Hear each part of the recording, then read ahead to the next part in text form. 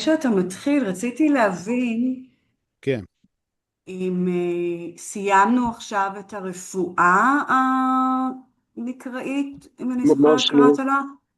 ועכשיו אנחנו, אבל אני מדברת לקובי שנייה, כן. אה, וחזרנו לנושא של נבואה, זאת אומרת, אני שואלת איך, תראי, אני מנסה, סיגל, איכשהו לשזור הרבה נושאים בשעה אחת, שזה דבר שמחייב ממני איזשהו סללום של ג'אגלינג מאוד מאוד מורכב מבחינת החומרים והעומקים שלהם.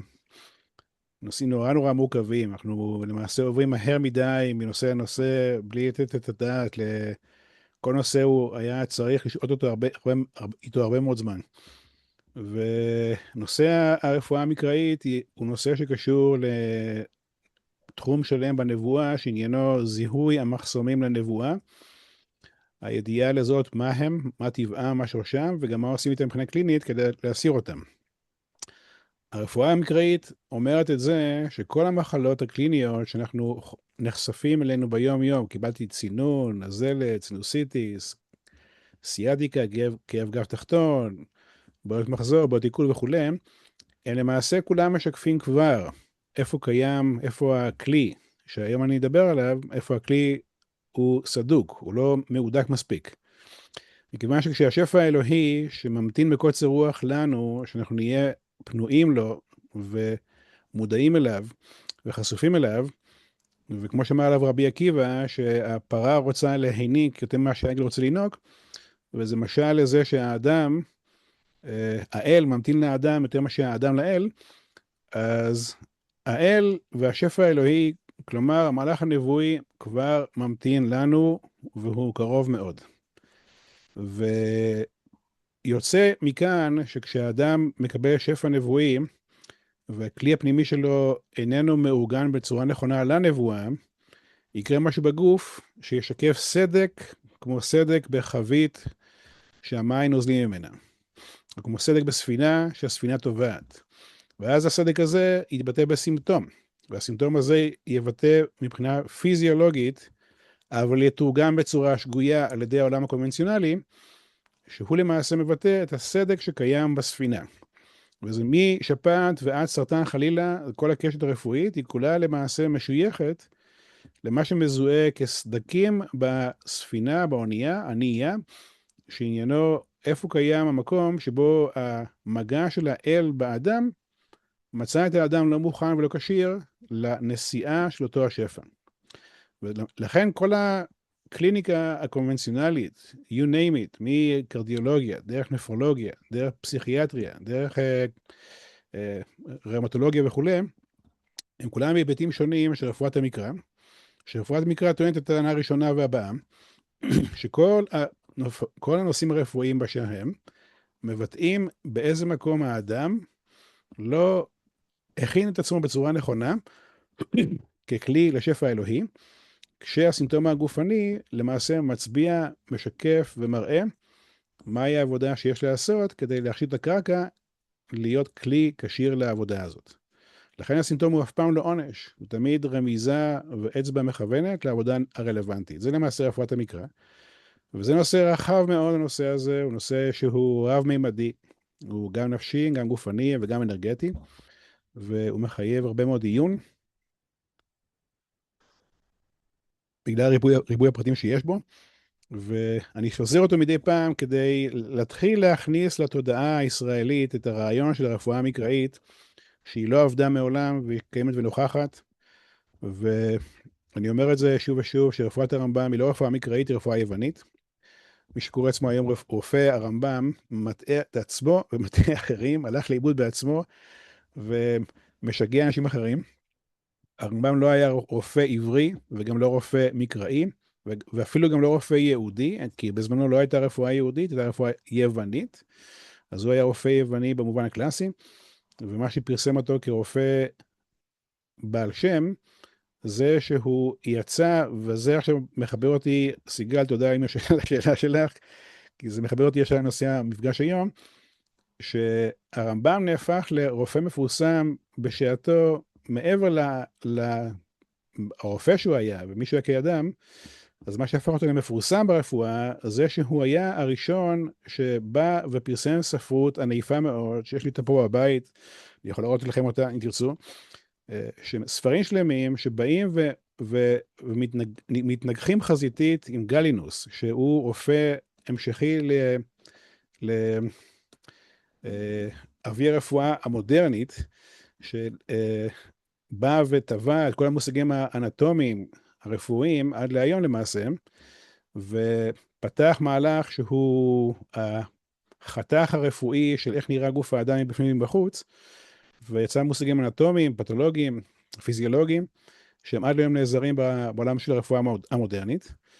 ורמב"ם אומר לו, לגלינוס, אחרי היפוקרטס, שהוא למעשה קדם אליו, מהמאה השלישית לפני הספירה, וגלינוס הוא מהמאה השנייה לספירה, רמב"ם הוא מהמאה ה-11 לספירה, זאת אומרת 800 שנה אחרי גלינוס, והוא בא ובהתנגחות חזיתית, הראשון שעשה את הפעולה הזו, בא ומאיר לעולם ולגלינוס ולכל הרופאים בזמנו, שגלינוס טעה טעות מכריעה בזה שהוא קבע שיש גוף, בלי להראות את הנשמה שבגוף, שבזכותה הגוף קיים.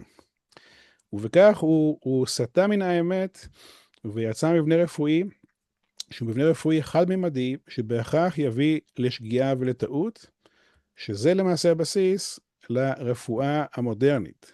גוף שאיננו זקוק למושג אנרגיה או למושג הנשמה. ולכן הרפואה המודרנית שהיא המשכיות לגלינוס, שרמב"ם מתנגד אליה כמובן, היא למעשה רפואה שבהכרח רואה חד-ממדיות במבנה האנושי, ובהכרח בלי שום קשר לאנשים שעוסקים בה, שהם אנשים כולם טובים ואיכותיים, אבל השיטה עצמה בהכרח תוביל לטעויות. מכיוון שהיא שכחה ונטשה את מרכז הנקודה באדם, שהוא הנשמה. למה אני אומר את כל זה? מכיוון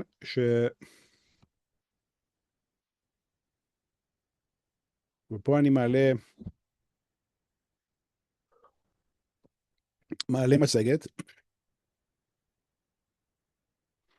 משבוע שעבר, להראות את זה שמבנה אנושי בנוי, או כל מבנה שהוא באשר הוא, בנוי מ-12 זוויות. כל ריבוע, כל מבנה גיאומטרי בסיסי של בניין, בנוי מ-12 זוויות, שהם יוצרים מבנה, והמבנה נהפך למבנה שמכיל בתוכו את מספר 13, שהוא משל לנשמה, ולכן מה שקיים בלב, מאחורי אבני החושן, הוא מספר 13.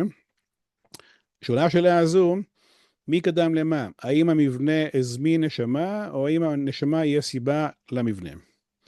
לפי היהדות המקראית, נר אדוני נשמת אדם. זאת אומרת, מספר 13 הוא הסיבה למבנה, ולכן המבנה מתאר את הנשמה. ולכן המבנה בלי נשמה לא קיים, הוא לא נוכח. הגוף בלי נשמה לא, נופל ומת. כן? עכשיו שאתם שומעים אותי מדבר אליכם, מי מדבר, הגוף או קובי שבגוף? כן? אז הגוף של קובי בלי קובי נופל ומת.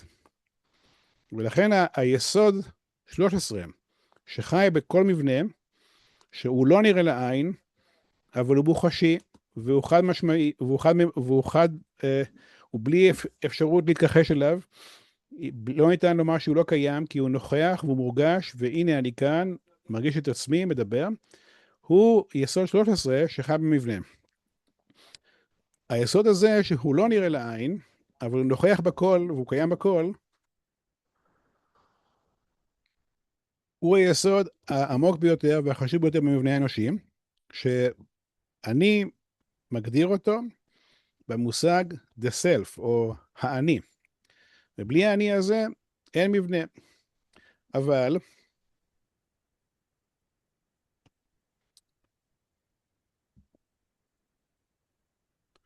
היפוקרטס, ובעקבותיו גלינוס, כשהם הגדירו את המבנה האנטומי האנושי, הם הגדירו מבנה אנושי שהוא עם צירים קדמיים אחוריים, שמאלה וימינה, למעלה ולמטה, כשהציר המרכזי, שהוא הציר שאני מכנה אותו חוויית האני, לא קיימת במחשבה הרפואית ובמחשבה הפילוסופית היוונית, שעליה גם הרמב"ם בעצמו נבנה.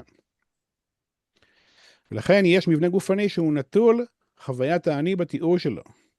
לפי ההגדרה הרפואית שהתחיל בהיפוקרטס, דרך גלינוס ועד לרמב"ם ועד להיום.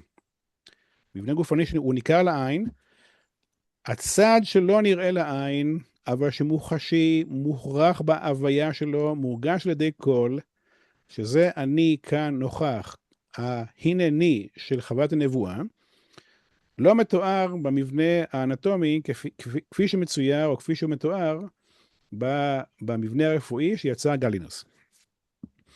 אחריו המשיך,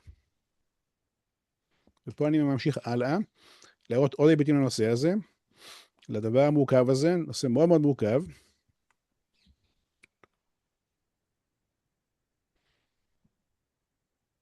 מה שרואים כאן זה ציטוט מהטקסט הראשון ביהדות, שמתייחס להגדרה של 5 חלקי הנשמה, שנהפכו לאחר מכן למושג יסוד בקבלה לפי הארי הקדוש, לפי הרמח"ל, לפי כל המקובלים, קיבלו את זה באופן גורף. שזה מגיע ממדרש רבה, מדרש רבה, שהוא הראשון, מדרש רבה הוא מדרש מסוף בית שני, והוא המדרש הראשון שמתאר את חלקי הנשמה. 5 שמות נקראו לה, נפש, רוח, נשמה, חיה ויחידה. בראשי תיבות בכתובים הקבליים זה מכונה נרן חי, שזה קיצור של רובדי הנשמה. ואז המדרש אומר, הלאה, נפש זה אדם שנאמר כי אדם הוא הנפש. רוח שהיא עולה ויורדת, שנאמר מי יודע רוח בני אדם, העולה היא למעלה. זאת אומרת, הרוח היא הרגשות. הרגשות הם בתנועה. מה שהרמב"ם מכנה שהרוח צריכה לנוח, כי כשהרוח בתנועה, הנבואה לא רלוונטית בגלל אי היציבות. כדי שהרוח תהפוך לרלוונטית לנבואה, היא חייבת מנוחה, זאת אומרת באי תנועה. אז הרובד שמכונה רוח, הוא מימד הרגשות, והוא מחויב ביציבות כתנאי לנושא הנבואה.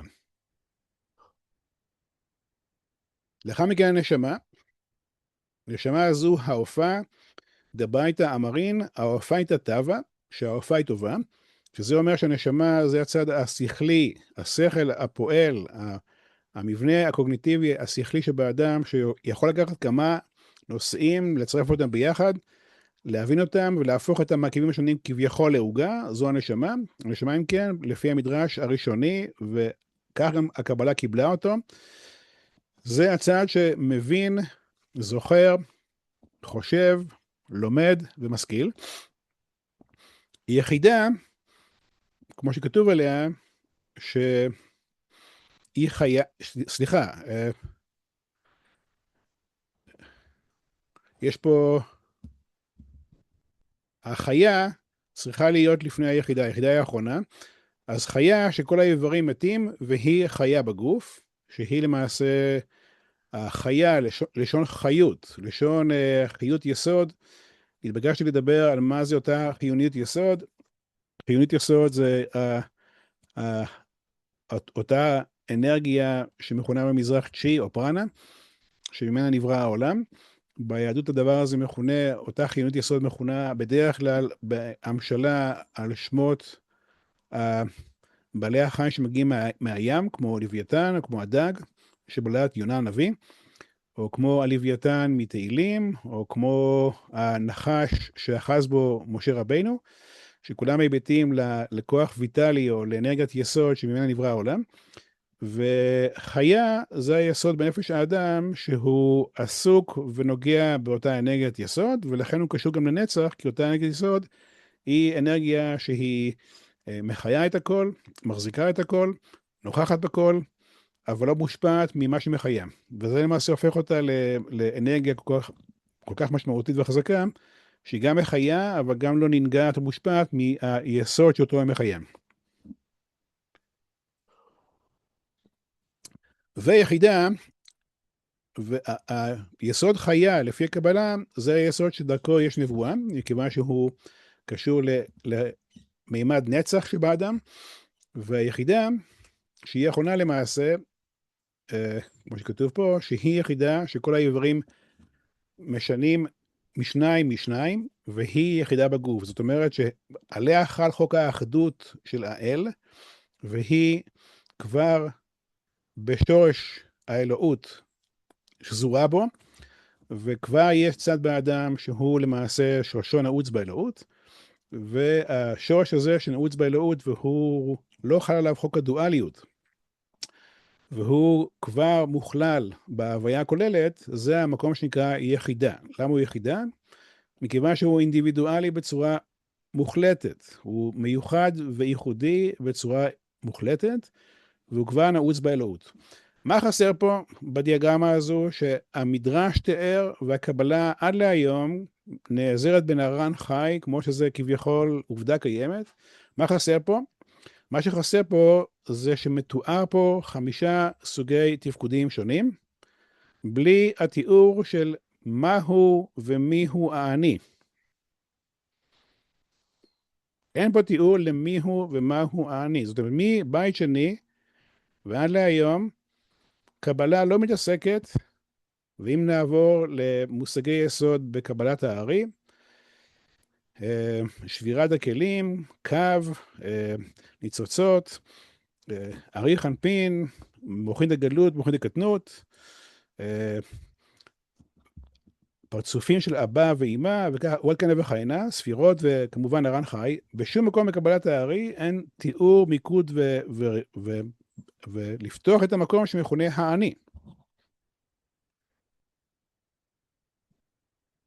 זאת אומרת שהקבלה למעשה נטשה את המרכז באדם, התעסקה עם מה שמקובלים מכנים אינסטלציה שמיים, איך השפע עובר מספירה לספירה, אבל לא נגעו בשום מימד בדבר המרכזי באדם, שהוא ההינני שבנבואה, שהוא תנאי לנבואה. על אותו משקל בדיוק, אני עובר לטקסט אחר, כדי לראות את אותה נקודה בדיוק, מזווית אחרת לגמרי.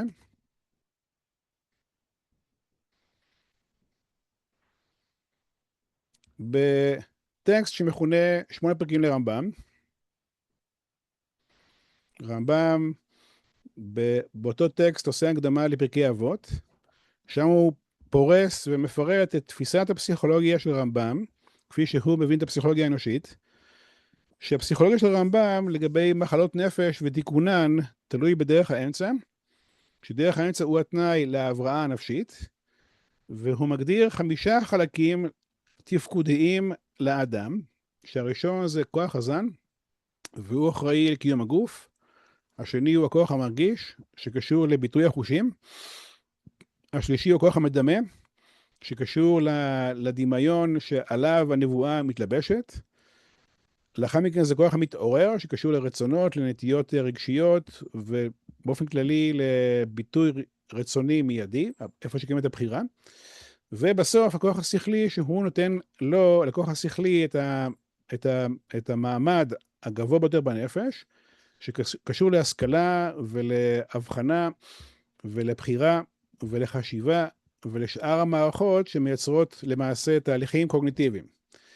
מה הוא לא הגדיר פה הרמב"ם? הוא הגדיר שוב 5 תפקודי נפש שונים, בלי להגדיר איפה מבוסס האני, איך הוא נבנה, על מה הוא קיים, על בסיס מה הוא עומד, מהי החוויה הזו, ומהו היסוד בנפש שמכונה האני. גם הוא לא נגע בנקודה הזו, ובמידה מסוימת אפילו זנח אותה.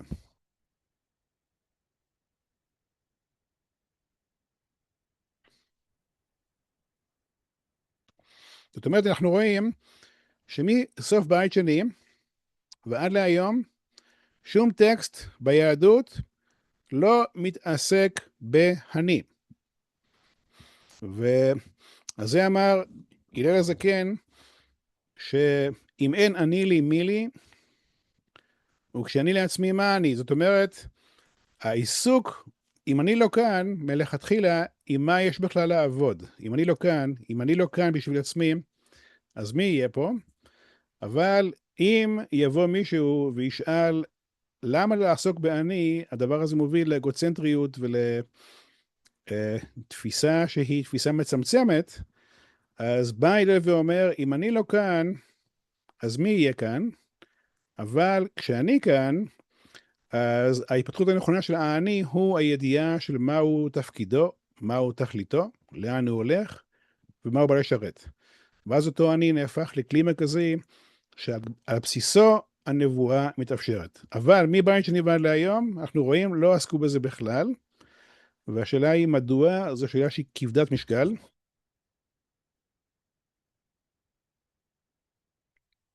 אני אזכיר אותה בכמה מילים, זה נושא שקשה להקל אותו, מורכב ביותר, אבל בכל אופן,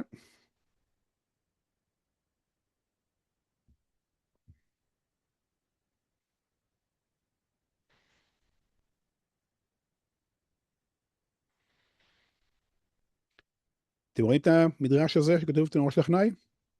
זה הבא אצלכם? מה אתם רואים כן, במסך?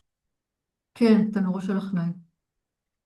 אוקיי, ואני מדיל את זה, אתם רואים שזה עניין גדול יותר? הטקסט?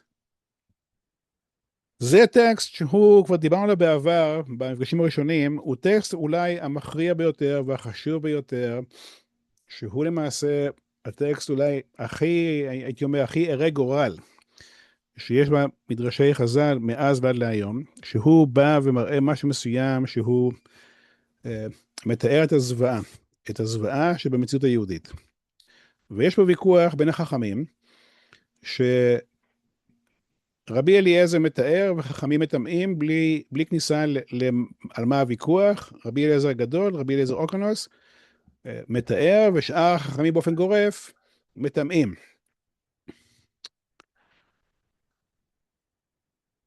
אמר להם רבי אליעזר, אם הלכה כמותי, חרוב זה יוכיח.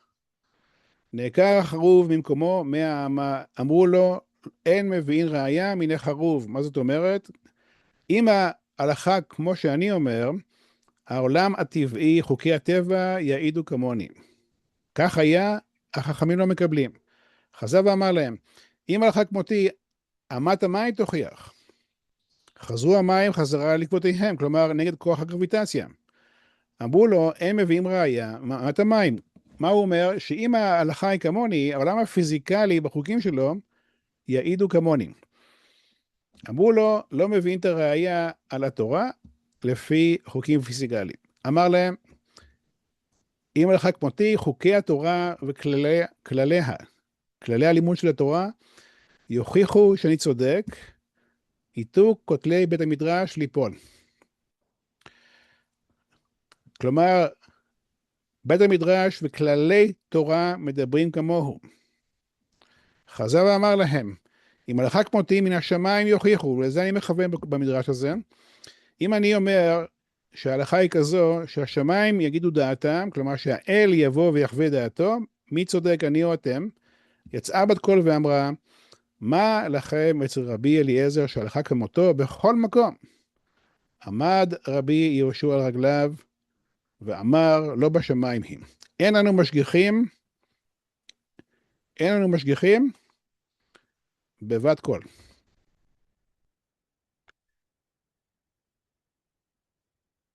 מה אמר לו רבי יהושע? במילים אחרות, בנינו מבנה הלכתי, בנינו מסורת, שהמסורת הזאת לא רוצה בתוכה את אלוהים. אלוהים בא ומדבר אלינו, אנחנו לא שומעים. אלוהים בא ועומד בפנינו, אנחנו לא רואים. לא שלא שומעים ולא רואים, לא רוצים אותו, לא משגיחים בו. הוא בא ודופק לנו על הלב, לא שומעים. הוא בא ועושה לנו בעקבות כך פוגרומים, גירושים, אינקוויזיציה, שעות, לא שומעים. לא רוצים את אלוהים. אז כן, איזה מין אלוהים יש לחכמי חז"ל? איזה מין, לחכמי המקרא, לחכמי הגמרא? איזה מין מסורת ותורה הם בנו אחרי סוף בית שני? הם בנו מבנה תיאולוגי הלכתי, שהחוויה הנבואית, החוויה של אלוהים חי, לא נחוצה בו. זאת אומרת, גירשו את אלוהים מבית המדרש. אלוהים נזכר כמושג, כמבנה תיאולוגי, לא כאלוהים חיים. איזה אלוהים זה אם כן? אלוהים שהוא זכר למעשה בראשית, שהוא זכר לבית המקדש, שהוא זכר ליציאת מצרים, שהוא זכר ליום שישי ושבת, שהוא זכר לנביאים, זכר לאבות. המסורת נהפכה למצבת קברים מהלכת. הכל זיכרון למשהו שהיה פעם, בלי שום דבר חי. זאת אומרת, חז"ל הרגו את אלוהים. לא רוצים אותו. בעקבות כך, מחז"ל ועד להיום, כולל גם בקבלה, אין שום עיסוק בחוויית האני. שום עיסוק. כי בחוויית האני, על חוויית האני חלה הנבואה. שבא האל ומדבר באדם, כמו שאני ראיתי את זה בהרבה מאוד פעמים, אני עובר טקסט אחר, בכל המקומות שהאל מנבא את האדם, למשל בזכריה כדוגמה,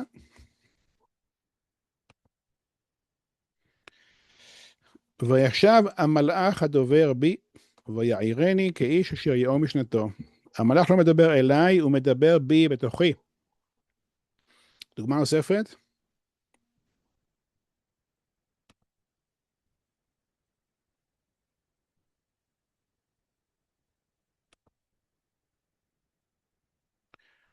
רוח אדוני דיבר בי, ומילתו הלשוני.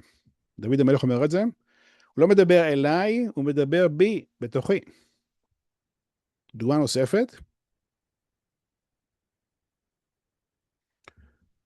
נוספת, ספר במדבר, י"ב, ותדבר מרים ואהרון במשה על אודות האישה הכושית. השנייה אחת.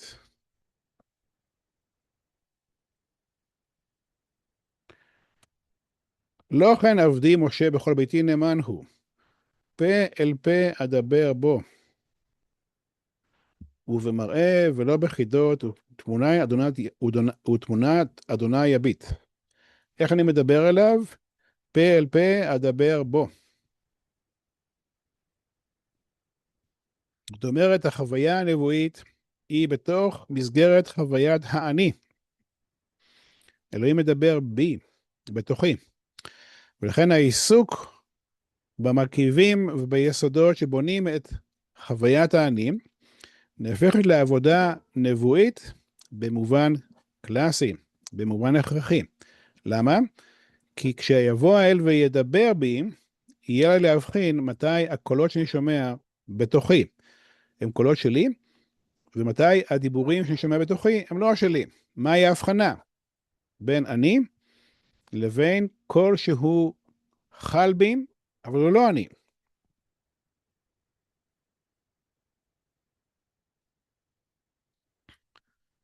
ולכן הנושא שקשור מהי חוויית האני, מה המרכיבים שלה, ממה היא בנויה, ומהי העבודה הרלוונטית שהחוויית האני תהיה עמידה ככלי שמסוגל להכיל שפע שקשור לאלוהות. מהי העבודה הרלוונטית? להפוך את חוויית האני לקשירה לתהליך הנבואי. קודם כל, מה שאני בא להראות כאן, זה שהפער בין גישת חז"ל לבין הגישה המקראית, היא שהגישה המקראית היא גישה אבולוציונית. ברגע שהאדם הוא נפתח לאלוהות, פוגש את אלוהים, אז אלוהים כבר לא יותר אמונה, אלוהים הוא מציאות. והתנאי הראשוני בנבואה, הוא לא להאמין באלוהים, אלא להכיר את אלוהים בהיכרות ישירה. וזה עוד הבדל מאוד גדול בין המסורת, שמבקשת אמונה, ואמונה הוא דבר שהוא אמורפי, אמונה הוא, כמו שאמר מאו צטונג, הוא אופיום להמונים. אדם צריך לאלץ את נפשו כמיטת סדום להאמין שתהיה תחיית המתים. כן? האדם צריך למתוח את נפשו התמתחות לא רציונלית כדי להאמין שהמשיח יבוא בכל יום, חכה לו, לא הגיע, עוד יום, לא הגיע. המתנה סיזיפית לעד. בשעה שהדבר הזה, הנושא של עיקרי יסודות האמונה ביהדות, הפכו לדבר אמורפי, לא ברור, ולכן גם פטה מורגנה, לסיפורי פנטזיה, שמביאים כמובן להרבה מאוד בעיות חברתיות. בואו תראו את זה, אני מעביר למשהו אחר.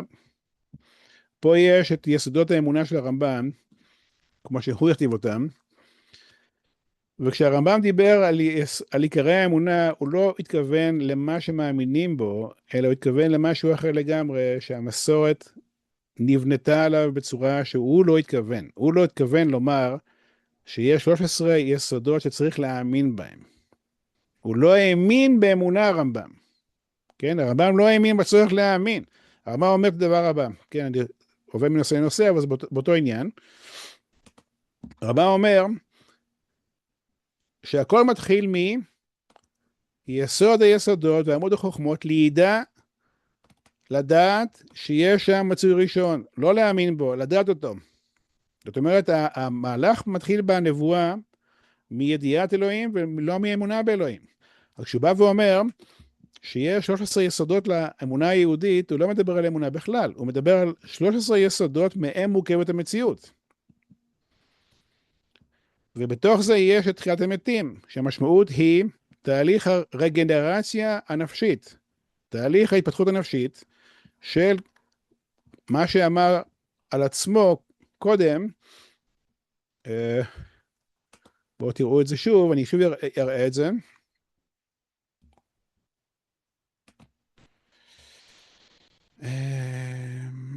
אמר את זה זכריה, שהוא אומר על עצמו, וישב המלאך הדובר בי ויעירני כאיש אשר יאור משנתו, הוא קם לתחייה מהשינה לעירות. תחיית המתים אין כוונתה שהמת בארץ צופים פתאום באישון לילה יהיה קול מהשמיים והקבר ירעד והשלט יקום והשלט יתחיל ללכת והוא יעשה קולות מפחידים כאלה כמו בסרטים הוליוודיים ופחד מוות. לא זו הכוונה, הכוונה היא בעיקרי האמונה, זה שתחיית המתים, זה שהאדם היה ישן והנבואה הקימה אותו להתעוררות נכונה למציאות. וביאת המשיח, מה זה ביאת המשיח? ביאת המשיח משמעותה היסוד שמושך את האדם לאבולוציה שבנפש. יש לאדם מצוקה בנפש, גופני ונפשי, וליבו מושך אותו אחר תהליך ההבראה המחויב להגשמה. זה משיח. משיח זה לא איש בכלל. משיח זה דינמיקה נפשית, אורגנית לאדם, שמושכת אותו כמעט בעל כורחו לאבולוציה. זה נקרא משיח. ואם מישהו מסוים פגש מישהו אחר שעזר לו בדרכו, בעבור אותו בן אדם, האחר הוא המשיח. באופן זמני כמובן. המשיחיות לא תלויה בדוד המלך או ביוסף, בית יוסף והמשיח שהוא, אלא ביסוד באדם שהוא המצפן הנפשי של האיה שבאונייה, שמראה לו את הכיוון לאבולוציה ומחייב אותו ללכת בדרך האבולוציה שאינו לכן הוא יסבול. זה נקרא משיח. שכר ועונש. אין לו שכר ולא עונש. יש בנשמה קריטריונים שהם נכונים לכל אדם ביחידה שלו כאינדיבידואל, שמגדירים לו טוב ורע ביחס למה שמעכב בדרך וביחס למה שעוזר בדרך, וזה שכר ועונש. הלך בדרך הנכונה, קיבל שכר. סתם בדרך הנכונה, קיבל עונש. זה לא עונש, זה רמזים להכוונה הנכונה. מה שאני בא להראות כאן, שכשרמב"ם בא והגדיר את יסודי עיקרי היהדות, הוא דיבר על יסודות מהם המציאות מורכבת, בגוף ובנפש. אבל המסורת, כמו שהראיתי כאן, שגרשה את אלוהים מתוך עצמה, לא זקוקה לאלוהים, זקוקה למבנה שאומר שיש אלוהים, זקוקה לזכור את אלוהים, זקוקה למבנה תיאולוגי שמזכיר את אלוהים, אבל לא זקוקה לאלוהים חי. כי אלוהים חי משמעותו אבולוציה, משמעותו התקדמות, משמעותו מדרגה אחר מדרגה עד למקום שבו נהפך ליחידה. וזה המסורת לא רוצה. כי המסורת רוצה משהו מסוים שהוא מקבע זהות לאומית אמנם, מקבע זהות קהילתית אמנם, מאפשר זהות של יהדות בתוך תנאים קשים ביותר של הגלות, אבל גירשה מתוך עצמה את הדבר המרכזי שהוא היהדות, שהוא הנבואה. אתם איתי? מצליחים לעקוב אחרי הדברים? לכן רואים משהו מסוים שהוא מאוד מאוד דרמטי בכתבי יהדות. אין אזכור לחוויית האני שבה תלויה הנבואה מסוף בית שני ועד להיום.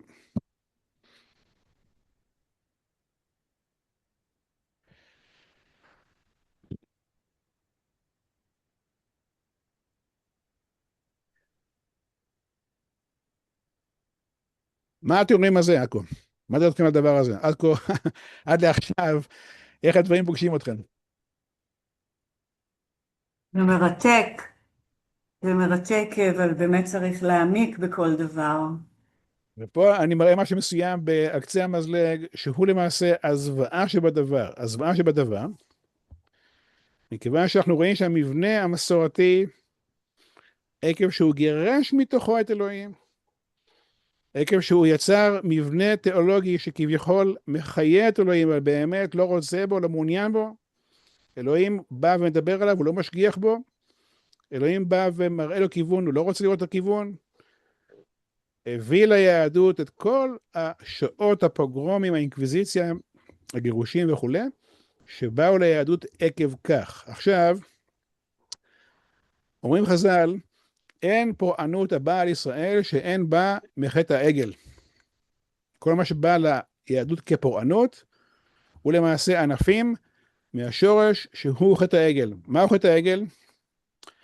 חטא העגל הוא מגמה של עם ישראל, שכשמשה עולה ומתאחד עם האלוהות, הוא מתאחד באחדות כזו עם האל, שהזמן כבר לא רלוונטי, אין לו יכולת להאריך זמן, כתוב שזה 40 יום 40 לילה, אבל כפי הנראה זה היה הרבה יותר, מכיוון ש40 יום זה רק סימבול ללידה, להתחלה חדשה, לדבר שמתפתח כדבר חדש, לכן גם החניתה היא 40 יום, לכן גם הוולד בבטן האמא, בזרע וביצית, אחרי 40 יום באה הנשמה בבטן האמא, לוולד, ולכן 40 יום הוא מספר או סימבול שעניינו לידה מחודשת.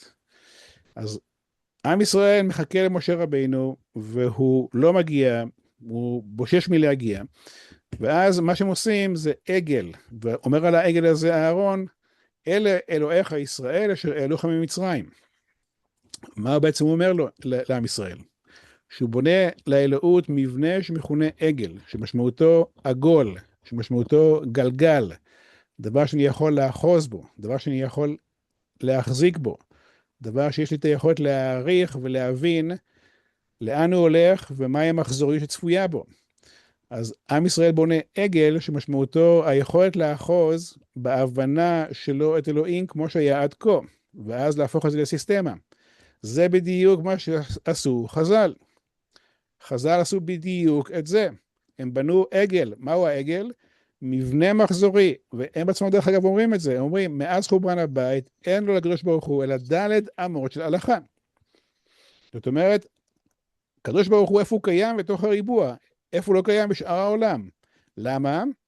כי עכשיו יש מבנה שהוא עגל, שהוא בר חיזוי, הוא מחזורי, הוא תלוי בזמן, ומי שבתוכו שייך למועדון, מי שלא מגורש מהמועדון, אלוהים לא רלוונטי בו, אלא הוא רק שם כסימן תיאולוגי שזוכרים מפעם, בדיוק מה שעשו בני ישראל בהר סיני. זאת אומרת, חז"ל בנו עגל, והעגל הזה עניינו הפסקת תהליך האבולוציה, גירוש תהליך ההתקדמות של נפש האדם בדרך חזרה לאלוהיה. וזה השורש לכל הפורעניות שבאו על ישראל מאז ועד להיום. והדבר הזה דבר שהוא מאוד מאוד מאוד עמוק, מאוד מורכב וגם מאוד מכאיב. מכיוון שמצד אחד המסורת היא חלק מאיתנו, שבת, תפילין, קידוש, חגים, מועדים וכו'. מצד שני המבנה הסיזיפי והמקבע, הפך אותנו למושכים כלפינו הרבה מאוד אש מכל כיוון שהוא, עקב ההפסקה של הגנום היהודי שמשמעותו להיות נביא. כן, הגנום היהודי עניינו נבואה ולא הלכה. ובואו אני אראה לכם שוב מה אומר על זה משה רבינו, שהוא אבי הנבואה.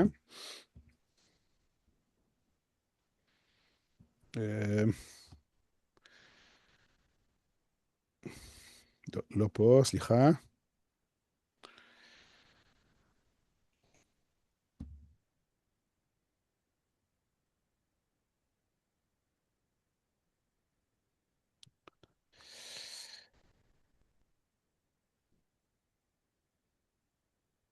סליחה, לא פה. אנחנו רוצים את...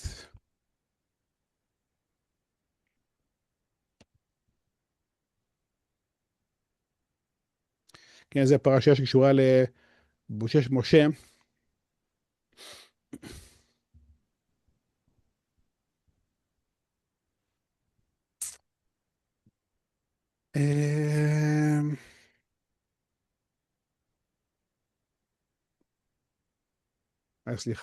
סליחה שנייה אחת.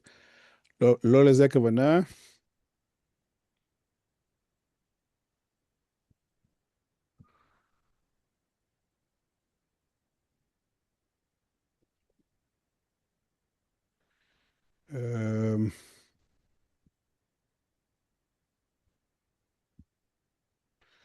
סליחה שנייה אחת, אני פה אחפש טקסט, רק דקה אחת ברשותכם.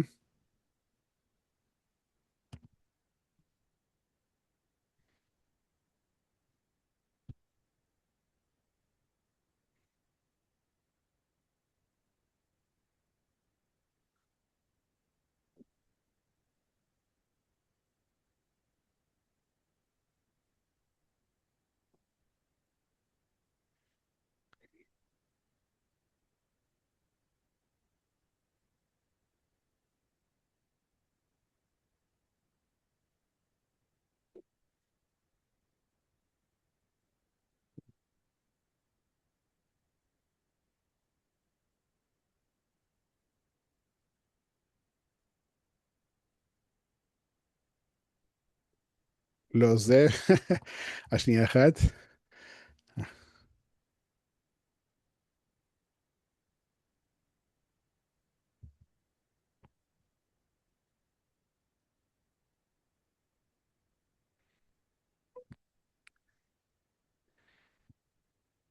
הנה, זה פה. זה כוונתי, מה שחיפשתי. איך משה מבין את המהלך היהודי, ולמעשה מה טבעו. ויאמר למשה, המקנאת לי, ומי ייתן וכל עם אדוני נביאים, כי ייתן אדוני את רוחו עליהם. שימו לב איך הוא קורא לנו. הוא לא קורא לנו עם ישראל, והוא לא קורא לנו העם היהודי, אלא אנחנו לפי אבי הנבואה, משה רבינו, אנחנו עם אדוני. זאת אומרת, על דרך הנבואה ועל דרך האמת, לא צריך לומר ארץ ישראל, צריך לומר ארץ אדוני. ולא צריך שיהיה כתוב בתעודת זהות הלאום היהודי, כי אם הלאום אדוני. זאת אומרת, אם נפגוש כמה אנשים ונשאל, אתה, מאיפה הגעת? אני הגעתי מיוון. מה אתה? אני נוצרי אורתודוקסי. נפלא, אוקיי. ואתה מאיפה הגעת? אני מהודו. ומה אתה? אני הינדי. אני מאמין בשיבה, ברמבה וכו'. ואתה מאיפה הגעת? אני באתי מאדוני. ומה אתה? אני אדוני. זאת אומרת, עם ישראל, בזהות שלו, צריך להפוך את כל הזהות לזהות אדוני וללאום אדוני. כמו שאומר משה רבינו. וגם פה אנחנו רואים שמשה רבינו עושה מהפכה בתודעה היהודית. שהוא רוצה לראות את ארץ אדוני ולא את ארץ ישראל. את בני אדוני ולא בני ישראל. ושמישהו מסוים שנוסע נניח לארצות הברית, בפסוק כתוב על לאום אדוני. מאיפה הגעת מאדוני? מי אתה? אני אדוני. מהפכה. זה למעשה היהדות האמיתית. יהדות אדוני. כל זה אני אומר מדוע, כן? למעשה אני קצת נסחף עם הדברים, ומה שרציתי היום לעמוד עליו, כדי להראות את העבודה שקשורה למה שאמר גידי בהתחלה, לגבי שיעורי בית, או מהי דרך העבודה, אנחנו רואים שהמקרא כולו מלא במלאכים. אברהם פוגש מלאכים, שהם מגיעים לבשר לו על בנו יצחק ועל סדום ועמורה. יעקב נלחם עם המלאכים, יעקב גם רואה מלאכים בסולם יעקב. אנחנו רואים שזכריה מתנבא במלאך, והמקרא כולו מלא במלאכים. האם אנחנו פגשנו פעם מלאך בעצמנו? תשובה היא לא.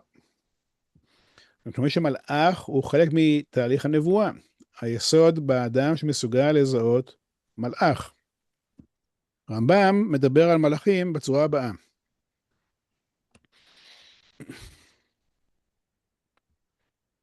שגם זה נושא שכבר דיברנו עליו בעבר, אבל הוא נושא שהוא מאוד מאוד עמוק, ואי אפשר לדבר עליו באחת, מכיוון שהוא רב-מימדי במשמעות שלו.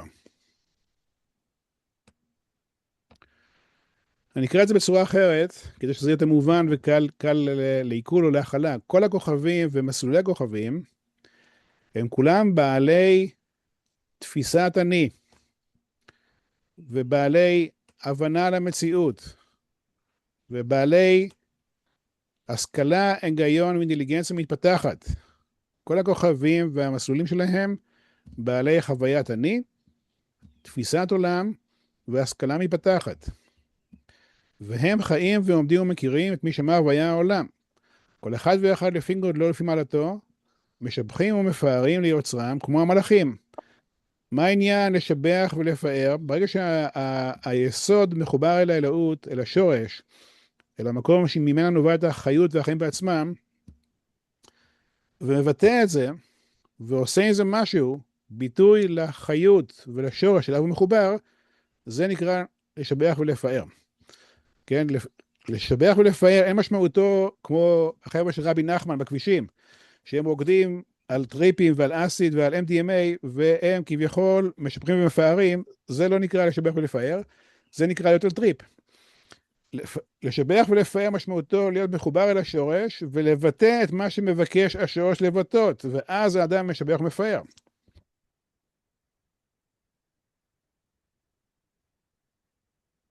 זה כתוב בהרבה בכתובים שמלאכים מפארים ומשבחים, כן? אבל לשבח ולפאר זה לבטא את מגמתו של הרצון, מגמת השורש. וגם באדם יש רצון. וכשהרצון הזה מקבל ביטוי אמיתי בעולם ומגשים את עצמו, זה נקרא לשבח ולפאר. ואם נניח סתם סיגל נועדה להיות מטפלת, וסיגל אחרי מטפלת, זה מה שהיא משבחת ומפארת את בוראה. ואם נניח פנינה נועדה להיות, סתם למשל, מטפל בילדים, כדוגמה, וזה מה שהיא עושה באמת, אז זה נקרא לשבח ולפאר לבוראה. שבא אדם ומגשים את הרצון הפנימי שלו, כמו שהרצון מבקש, זה נקרא לשבח ולפאר.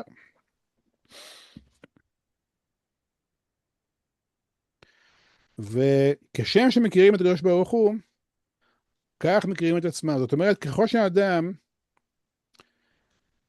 מכיר את האני שלו, את שורשו של האני, חיותו, רצונו, ומהלך הכוונה שלו בעולם הזה, זה המקום שמשם מגיעה הידיעה האלוהית. אז כשם שמכירים את הקדוש ברוך הוא, כך הכוכבים מכירים את עצמם, ומכירים את המלאכים שלמעלה מהם.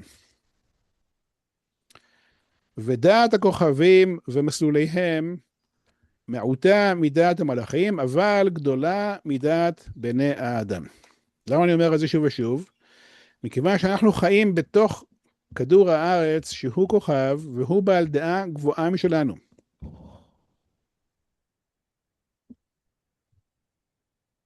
והעבודה, גידי, פה אני אומר שיעורי בית, זה שיעורי הבית, עד הפעם שניפגש. בשבוע הבא יוסי ודודי יעבירו מפגש. תודה רבה לשניהם, אנשים יקרים. אני ניפגש שוב בעוד שבועיים. מהיום לעוד שבועיים יש שיעורי בית. מה הם שיעורי הבית? שזה למעשה ההכנה למפגש עם מלאך. למה? כי שאנחנו חיים בתוך כוכב, שזה אומר בתוך עם האדמה, שזה אומר תחת השפעת התודעה המשכילה, בעלת הנפש והרצון של עם האדמה, אנחנו מושפעים ממנה ההשפעה שאנחנו חווים אותה באני, פה אל פה אדבר בו. זאת אומרת, אני לא חושב, השפעת עם האדמה עליי היא לא באה במחשבה, אלא בחוויה. כשאני עובר נניח מתל אביב לירושלים, ואני חווה אטמוספירה אקלימית שונה, עם נוכחות אקולוגית אחרת, מה שחל עליי ומשפיע עליי, זוהי אינטליגנציה של עם האדמה. וזה חל עליי, אני מרגיש את זה. אני לא חושב את זה, אני חווה את זה. זה חל בי, בתוכי. המקום בי שמזהה את ההפרדה, את ההבחנה, בין שינויי האקלים והשפעתו עליי, בין שינויי רמת איכות חיוניות, שיש בכל מקום בארץ ישראל, שזה מקום מאוד מרוכז, בגלל השבטים, ובגלל הכוכבים, ובגלל שמות ההוויה שהם משתנים מאזור לאזור, ולכן בישראל התנועה מאפשרת מגע מאוד מרוכז עם דרגות חיות שונות של אינטליגנציית עם האדמה. זה חל בי תבונת מלאך, תבונת אדמה ותבונת אלוהים היא לא שכלית, היא חווייתית, התנסותית, על תמורות שקורות לי בתוכי, שמחייבות ממני את ההבחנה, מה אני ומהו הדבר שחל בי.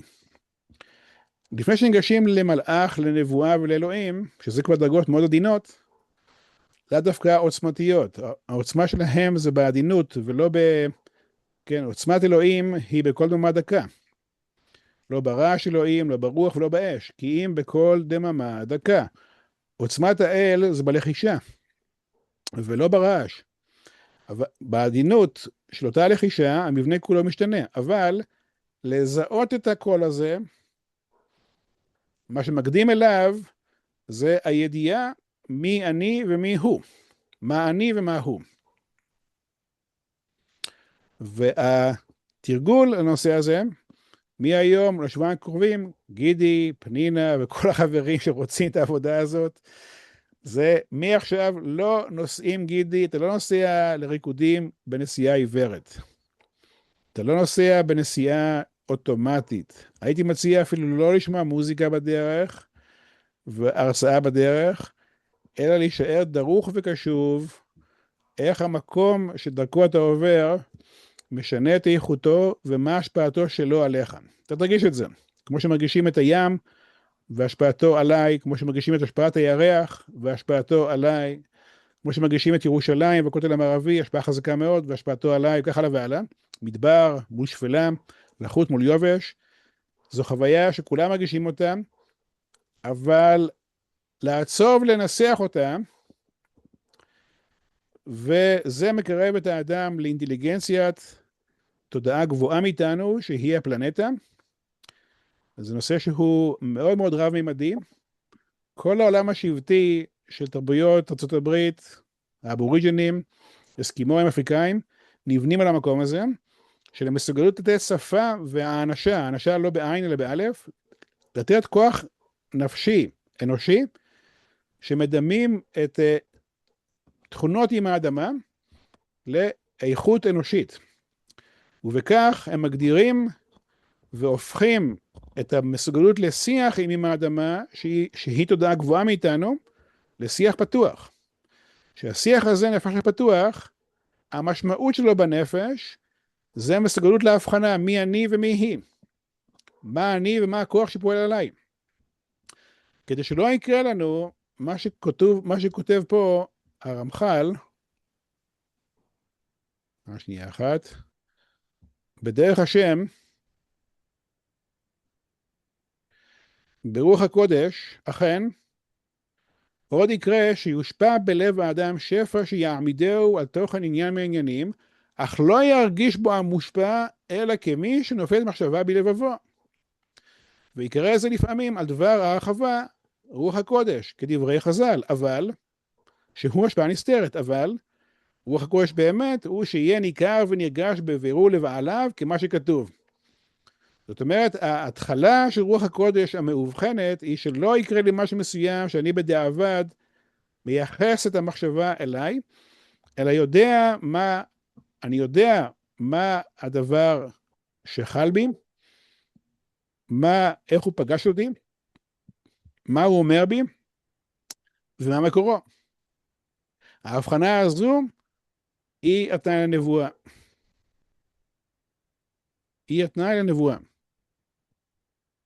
זאת אומרת, מעכשיו, שיעורי הבית עד עוד שבועיים, כהכשרת הכלי הפנימי לזיהוי ולהבחנה בקולות שקוראים ומתרחשים בי, ומה טבעם, זה לא ללכת בארץ ישראל, אני אומר את זה, ארץ ישראל מקום מאוד מרוכז, לפעמים 10 דקות נסיעה ברכב, כבר נמצאים באזור עם אופי אחר לגמרי.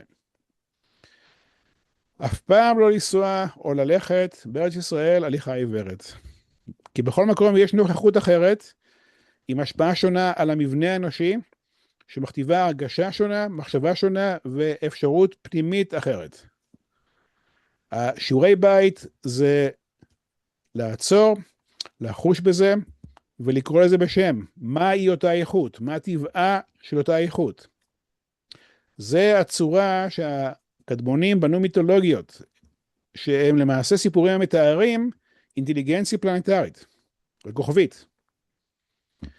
המסוגלות לתאר ולנסח מהי ההשפעה של ירושלים עליי, מהי ההשפעה של הים באשקלון, בחיפה או בכנרת עליי, קודם כל זה מקום אחר, ומהי איכותו של אותו מקום ותכולת ההשפעה והנוכחות שיש שם. המסוגלות להבחן את זה בשם ולקרוא לאיכות הזאת במילים המתארות את השפע הזה, מכשירים את הקרקע לאחר מכן למפגש עם המלאך. וזה למעשה השיעורי בית לעוד שבועיים, ובעוד שבועיים נדון בתוצאות של שיעורי הבית הללו, נראה מי עשה אותם בכלל, ואז גידי נראה אם יש מקום לכמה חבורה רצינית, כמו שאתה אומר, אתה בעצם מתכוון להיות במיינדפולנס כל פעם שאנחנו בחוץ? תמיד, להיות... את לא רוצה להיות לשנייה אחת רדומה, את לא רוצה להיות אף פעם במקום שבו פגש אותך מלאך, ואת היית בסוטול. את לא רוצה אף פעם להיות במצב שבו את על פטריות, MDMA, LSD ושאר הסמים. חס וחלילה, מה פתאום. אבל לא, רציתי לדעת שאני מבינה אותך נכון. אני צוחק. הכוונה שלי היא שהסמים והנבואה לא באים טוב ביחד, כי כושר ההבחנה הולך. ופה כושר ההבחנה הוא הכרחי, מכיוון שזה מחייב עירות בהירה מאוד לגבי מה אני מרגיש בכל רגע נתון, ומה המשמעות של אותה תחושה, ביחס למקום שמשפיע אותה עליי. וזה נושא שהוא מאוד גדול, כי רוב החוויות הפנימיות שאני חווה בתוכי, לא אני המקור שלהם. לא האדם הוא המקור לחוויות הפנימיות שלו, אלא גורמים שהם לא מתוכו, והם בכלל חיצוניים אליו ממקור אחר. אחד מהם הוא כדור הארץ, השני הוא הנושא של כוכבים ומזלות, השלישי הם מלאכים, והרביעי הוא הבורא בעצמו. אבל כדי להגיע למקום הזה, שבו הנושא הזה מאובחן בידיעה, מתחיל ממה שהכי נוכח וקרוב אלינו, שהוא עם האדמה. לכן כן, התפקיד שלך מהיום, סיגה, זה מיינדפולנס, אבל ניסוח קוגניטיבי של הבדלי האיכויות בשם. שזה התנאי לנבואה, נבואה משמעותו בכתובים ניב ושפתיים, כלומר מילים שמתמללות את האיכויות המדברות בי. ולכן השפה והקוגניציה, דרכה יש ניסוח מילולי לחוויה, הכרחית לנבואה. אז זהו להיום, חברים וחברות. בתכלס אתה אומר, שיעורי הבית זה חשמל. בדיוק. לחוש ולתמלל. יפה מאוד, נכון, בדיוק, אמרת יפה, זו נבואה, לחוש, ואמרת דבר גדול גידי, מכיוון שנבואה איננה קוגניטיבית ולא שכלית, אלא תחושתית. אבל תחושה שמחייבת בקוגניציה מתמללת, ממשיגה. והתהליך ההמשגה משמעותו והצעדים שיש בו, עליו בואו נתמקד בעוד שבועיים כשניפגש שוב, על תהליך ההמשגה של התחושה, ומשמעותו, צעדיו, ובסיכומו של דבר העבודה שכרוכה בו. ואני רוצה לנסות לתמצת משהו, ואתה תגיד לי אם הבנתי נכון. בבקשה. השיחה הקודמת מהאגדה, רבי אורקנוס, אני לא זוכר אם זה השם הנכון, עם הושע, בסיכומו של עניין, הסיפור המרכזי מאחורי נבואה זה הבנת שאלוהים חי. כן. והוא המקור להלכה בריל טיים. כן. כן. הנבואה יודעת את אלוהים, ולא חוששת מאי הידיעה בהווה. מכיוון שבתוך אי הידיעה בהווה, יש את שם אהיה אשר אהיה, שמתאווה בהווה ונהפך בדיעבד לידיעה. אבל המסורת לא מעוניינת בהתאבות, היא מעוניינת בהגבהת החומות, במיטת סדום, שכולם דומים וזהים, בעיבוד האינדיבידואלית היא מעוניינת ויצירתיות. בשליטה. כן. אלוהים חי אומר אין שליטה לאף אחד. אלוהים חי אומר אבולוציה תמידית. אתה כל הזמן מגדילה ובהתפתחות, אתה בתנועה קדימה. לכן נבואה, אני אומר את זה תמיד, נבואה לא מבקשת מנוחה או חיים יפים, כי ההליכה קדימה היא תמיד מאתגרית, כן? נבואה מבקשת אמת, וברגע שאדם נוגע באמת, אין אושר גדול מזה. זה אמת, זה הדבר כן, האמיתי. וזה מתחבר לי עם ההינני שדיברנו עליו. עם מה? עם המצב של ההינני, שהוא מצב בסיס לנבואה. נכון, שענייני הינו נוכחות פתוחה, מודעת, קשובה, הווה מוחלט בתוכי, שלמעשה מוכן לשמוע את כל דממה דקה. סבבה. וזה למעשה הנבואה, אבל שם, בתוך תהליך הנבואה הזה, יש תהליך נוסף שעוד לא דיברנו עליו, שהוא תהליך ההמשגה למושג המתאווה. איך זה מושג למילים ולמושגים. ולנושא ההמשגה הזו, זה מה שנרצה לעסוק בו בעוד שבועיים, וכהכנה לתהליך ההמשגה, אז יש שיעורי בית לכל החבורה שלנו, למי שמעוניין בעבודה הזו, ובעוד שבועיים שניפגש, נשאל אתכם ואתכן מה הם תוצאות העבודה, מה פגשתם בעבודה הזו, ואז לפי זה נדע כמה שגידי רציני. אני צריך להגיד. תודה רבה. עוד שאלות או דברים אחרים, מישהו רוצה משהו לשאול או כל דבר אחר? אני רק רוצה, למה כל כך חשוב להמשיג? אני יודעת שהערה זה מעבר להמשגה. הערה זה מין איזו ידיעה כזאת ללא מילים. מכיוון שנבואה משמעותה ההגשמה של אלוהים בתוך עולם החומר. ואותה הגשמה מחייבת המשגה. אנחנו רואים תורה, שזה כללי נבואה טהורים מאת משה רבינו. אנחנו רואים נביאים, שכל סיפורי נביאים הם, כשאדם מתחיל להתנבאות, יהיו קשיים בדרך. כל סיפורי נביאים זה כשיש קושי בדרך, מה עושים איתו? למעשה, רפואת המקרא היא רובה בנביאים, שם יש עיסוק עם הקושי שמתעורר ואיך עובדים איתו. וכתובים בתנ"ך, זה פרי הנבואה שמוגש לעולם. לכן בנבואה אמיתית, בסיכומו של יום, את תגישי לעולם פרי, והפרי הזה עניינו ההמשגה של הנבואה למילים, לכתובים, לספרים, לארכיטקטורה, לטיפול, ליצירה, לציור, לשירה, you name it, זה כל אחד לפי מקומו, אבל בסיכומו של דבר זה יושג למשהו קונקרטי, ואותה המשגה הכרחית לנבואה.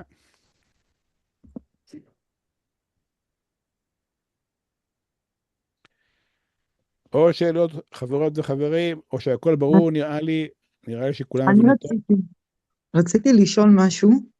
כן. רציתי לשאול אם... בעצם מה שאתה אומר זה להיות בנוכחות. תמידית. תמידית. כן. וכשאני רוצה להיות במקום הזה כדי לקבל את הרוח הזאת, אני צריכה לפנות אל בורא עולם ולבקש ממנו, או שאני בעצם... לא, זה מה שבא לומר. בשלב הנוכחי, השיעורי הבית, זה שאת נוסעת, נניח מפרדס חנה כרכור, נניח לטבריה. בדרך את תעברי כמה מקומות, שכל אחד מהם הוא עם אנרגיה אחרת לגמרי. האנרגיה הזו חלה עלייך, פוגשת אותך ומשפיעה עלייך מחשבות ורגשות. את צריכה להיות מסוגלת להבחן את זה. אוקיי. את צריכה להיות מסוגלת להבחן עם מה נפגשת ומה הוא פעל בך. כי מה שנפגשת איתו, נניח טבריה כדוגמה, מקום מאוד גבוה, טבריה, הוא נמוך אבל לא גבוה, ויש שם אנרגיה מאוד חזקה בטבריה, ונוכחות טבריה עלייך, משפיעה עלייך מחשבה, הרגשה ואינטואיציה. אם תצליחי לנסח את זה למילים, זו ההתחלה של נבואה. אוקיי, תודה. כי גם בנבואה עצמה ראינו שאלוהים פוגש את האדם, אז האלוהים בא לאדם, אבל האדם מחשיב את הכלים למפגש הזה. אז ההתחלה למהלך הוא, בואו נתעסק עם משהו שמאוד זמין, שהוא גבוה מאיתנו לפי הרמב"ם, שמחייב מאיתנו ניסוח והמשגה, שהוא ההתחלה של ההבחנה בין דברים שחלים עליי, והצורך לזהות אותם בשם. בעצם זה גם מחייב אותנו להיות לבד. לבד זה, כן, לבד זה, כן, נכון. יש הבדל, אבל פה אני סיגלית, פה אני נזהר עם זה מאוד, שאף אחד לא יבין לא נכון. נכון, צריך להיות לבד, אבל לא בודד. יש לבד ויש בודד. ונבואה היא לא בודדת, נבואה היא בקהילה ובחברים ובחברותות, אבל כשאני בהבדדת הנפש מול האלוהות. וזה הבדל מאוד גדול. להיות בהבדדת הנפש לאלוהות, זה בשקט מוחלט, שיכול להיות גם בחברותה. לכן יש הבדל בין בדידות, שבה אנחנו לא מעוניינים, לבין הבדדת הנפש לאלוהות. זה משהו אחר לגמרי. זה גם צריך תרגול. נכון? תודה. עוד נושאים, חברים וחברות? זה שיעור שצריך לשמוע את ההקלטה מבחינתי מספר פעמים. איך נקלטנו? כן. עמוק אז אוקיי, אז תודה רבה לכולם, ונתראה בשבועיים. עד אז יש שיעורי בית, בואו נראה מי יעשה, בואו נראה מה התוצאות, ונראה לפי זה מה עושים כהמשך. תודה. תודה רבה. תודה קובי, המון המון תודה. להתראות. תודה קובי, ביי.